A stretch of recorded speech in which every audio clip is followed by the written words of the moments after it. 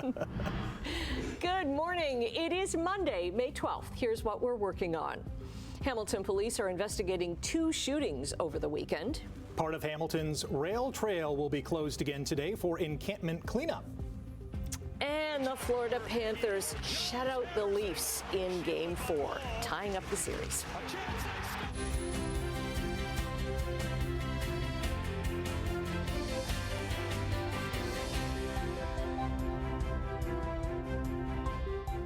Oh, it's a very big day here on Morning Live. We officially welcome Rick Zamford. Hello. Yay! Morning, morning. I thought you were going to end the Leafs tea with womp womp. Womp womp. Oh, yeah. I was a responsible adult last night and went to bed after the second period, knowing the end result, knowing the alarm was going to go off at stupid o'clock, and here we are. Okay. Exactly. And how was that first night before the first official shift? Actually, pretty good. I thought I would be a nervous wreck, but I slept like a baby. Okay, I don't know if that's a good awesome. sign or a bad sign. All right. It's kind of like the first day of school, right? Yes, absolutely. Okay. Do you want to throw it over to Brian? Yeah, hey, let's. I know things are looking up, maybe not in Leafland, but certainly come the weather forecast. Oh, yeah. I mean, what a day today is going to be. Yesterday, we were a little bit on the cool side. We got to 13 degrees, which is well shy of seasonal. At least we had the sunshine yesterday. But today, sunshine, we're going to hit 25 degrees today. We'll even have a humidex of 27 degrees is what it will feel like today. We'll have light winds. We'll finally get rid of that northeast wind that's been so chilly. So sun, 25, feeling like 27. We're sitting at 5 right now, so we're a little bit below seasonal. But the sun is already up. Sunrise now, 5:59. Woohoo. Okay, let's check traffic. Quick check here, nothing happening. 403 Waterdown Road. Looks good at the moment. So nothing in the Hamilton area at all. We'll check some MTO traffic cameras as we usually do. Here's the QEW Grays Road, Toronto bound away from us. Now Toronto bound towards us, top of the Burlington Skyway. Same here, east of Bronte. Generally, the Horseshoe is pretty light volume so far. But yeah, you'll need the sunglasses today, which is good. A sunny Monday coming up. All right, we'll talk about weather and traffic as usual coming up in a few minutes. Right now, the news. Okay, thanks very much, Brian. Well, Hamilton police are investigating 2 shootings over the weekend that sent 3 people to hospital, including one involving a pellet gun. Simone Gavros joins us now from Upper James and the Link on Hamilton Mountain. Good morning.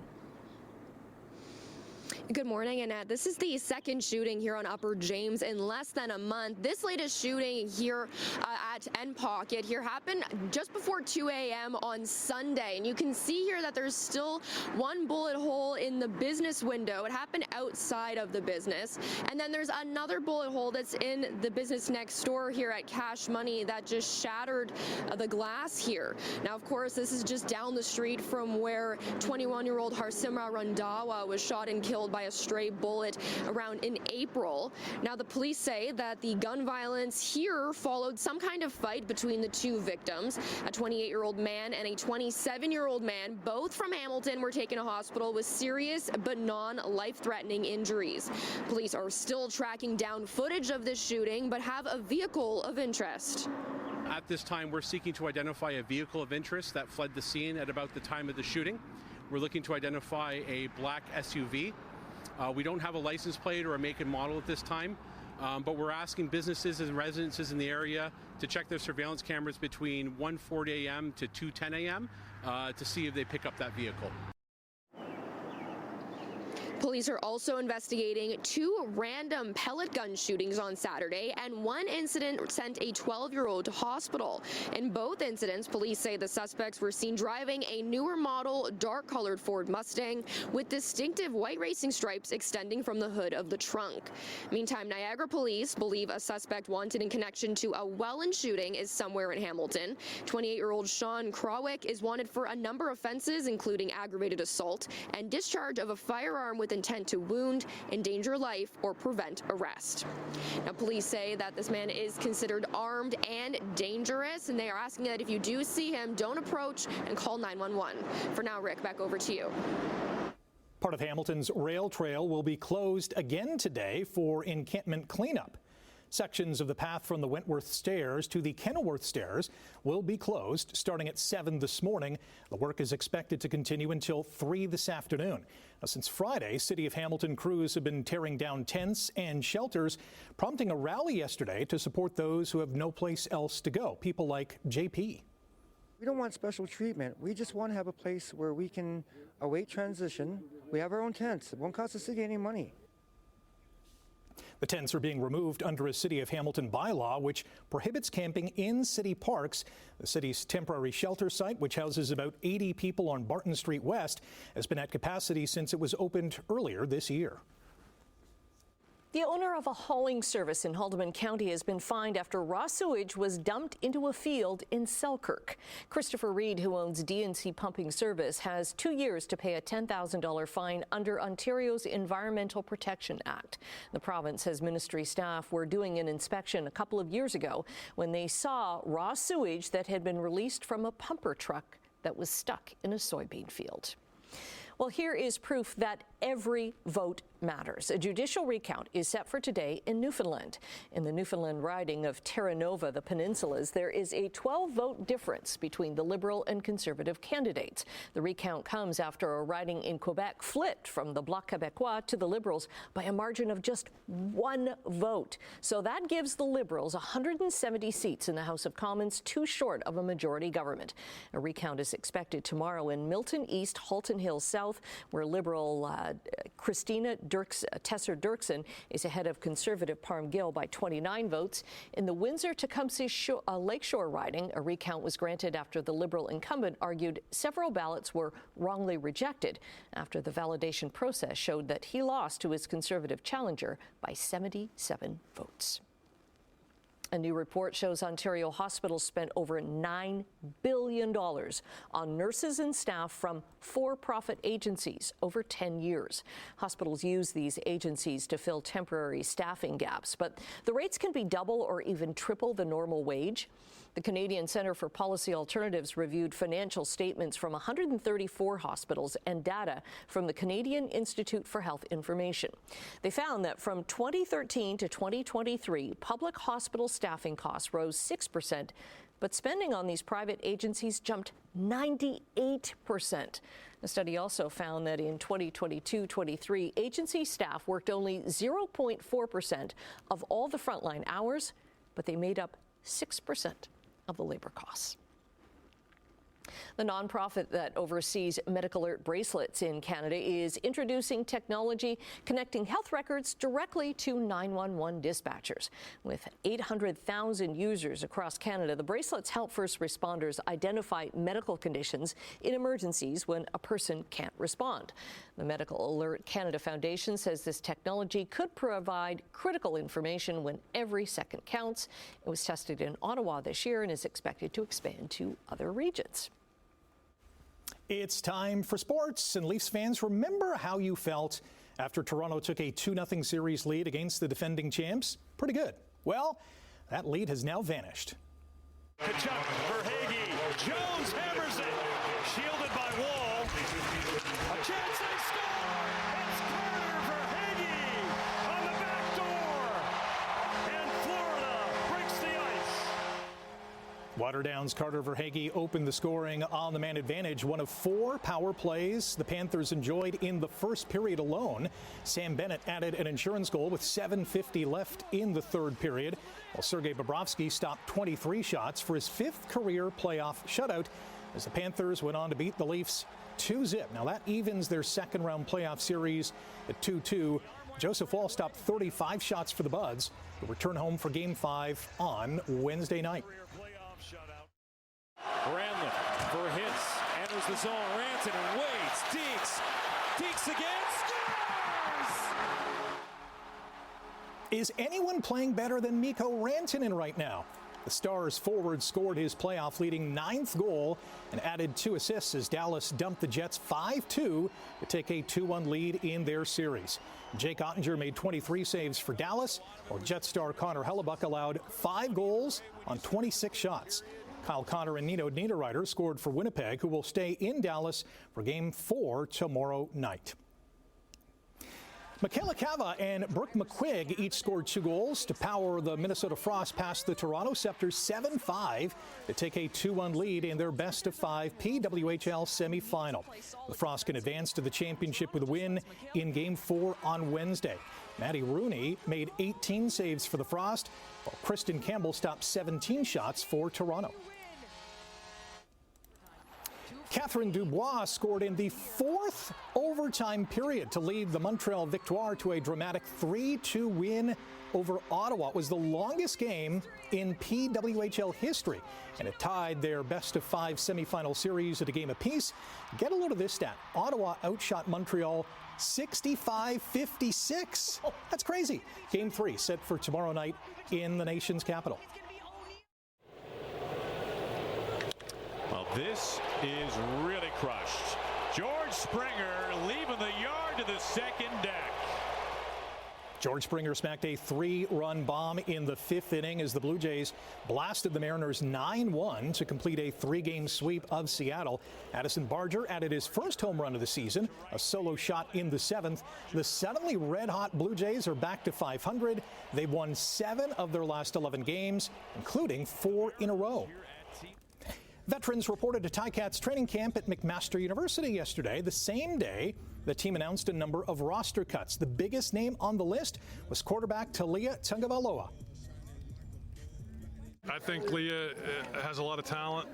He's got a chance. I figure he'll get picked up by somebody else. It was just a fit within what we're looking for in this offense.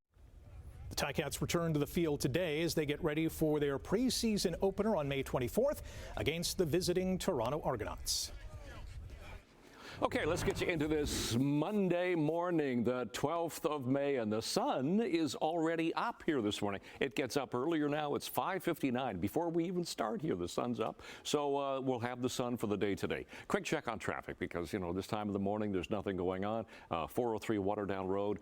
It's a little busier Toronto bound coming out of Hamilton, but nothing there. To some MTO traffic cameras as usual. Again, very light volume at the 405, Grays Road, Stony Creek, east of Brant looks good. Here's east of Royal Windsor as we come around to the Ford plant. All doing fine, even the QEW at Dixie, so nothing happening on the roads right now. Get to our temperature at the moment. Actually, this morning, we are a touch below seasonal to start a morning here. 5 degrees is our temperature at the moment. The winds are, well, we still have that from the north-northeast. That's a cool wind, but it's going to be fairly light throughout the day. And we will have that sunshine.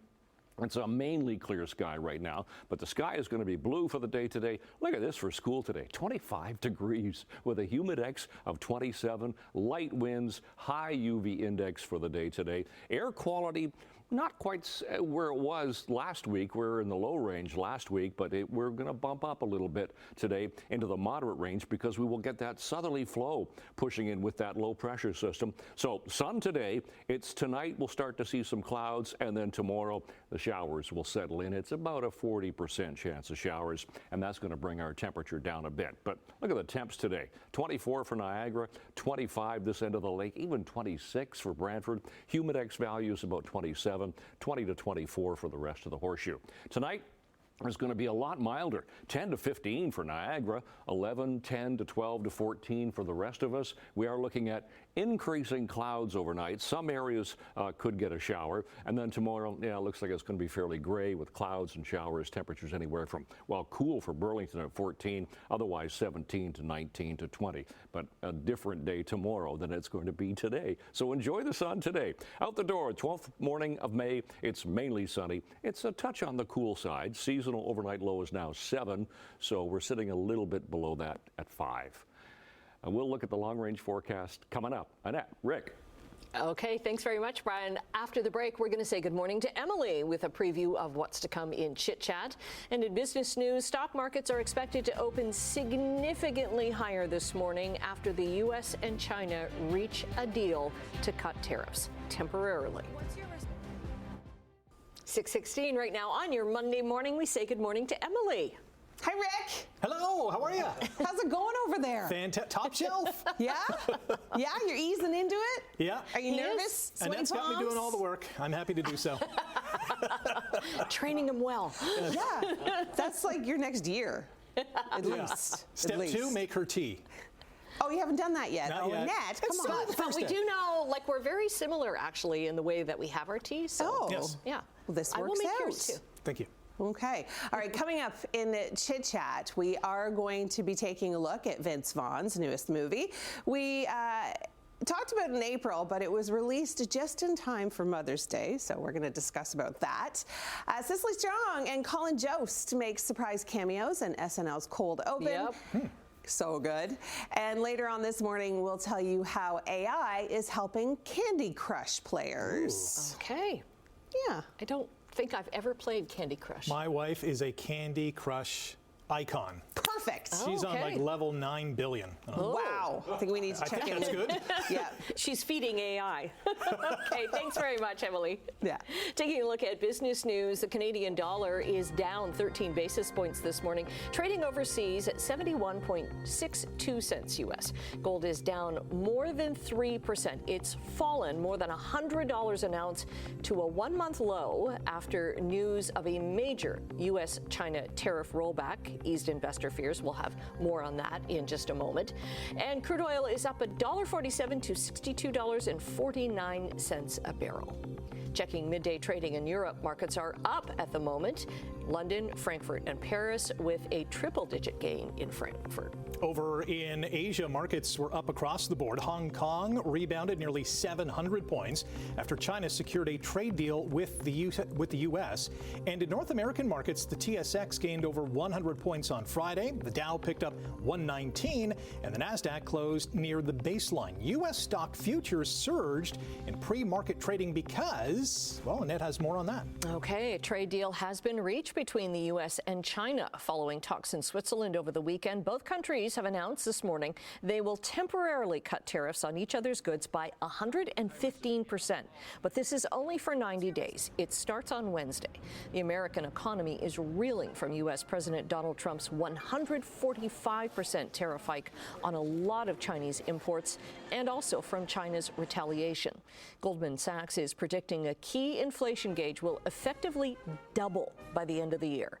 The U.S. National Retail Federation forecasts at least a 20% drop in U.S. imports year over year in the second half of this year.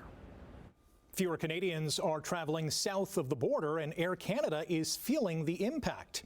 The airline lowered its 2025 forecast as cross-border bookings dropped over 13%. The carrier's CEO blamed trade tensions and a weaker Canadian dollar.